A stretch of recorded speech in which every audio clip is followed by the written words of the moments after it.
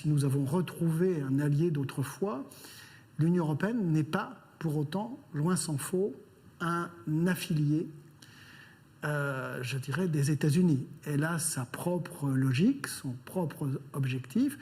Et le président de la République, lorsqu'il parle, je dirais, d'autonomie stratégique européenne, est extrêmement clair là-dessus. Alors nous sommes 27, nous ne sommes plus 28, même si le G7 s'est déroulé en Grande-Bretagne, et que sur les 27, tout le monde n'a pas la même approche précisément de cette autonomie stratégique européenne. Je parle des Pays-Bas, je parle de la Pologne, je parle de certains États tels que la Hongrie, qui ne sont pas toujours faciles, si vous voulez, à s'engager de façon précise sur un certain nombre de points.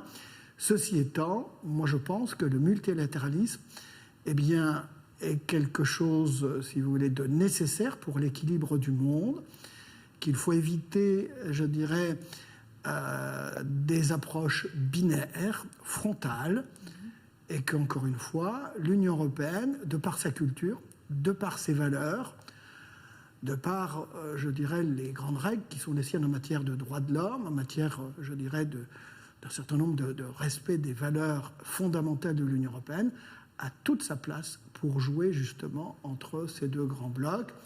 Je pense que chacun s'apercevra également de l'intérêt d'avoir un pôle d'équilibre au travers justement de la politique européenne de cet environnement.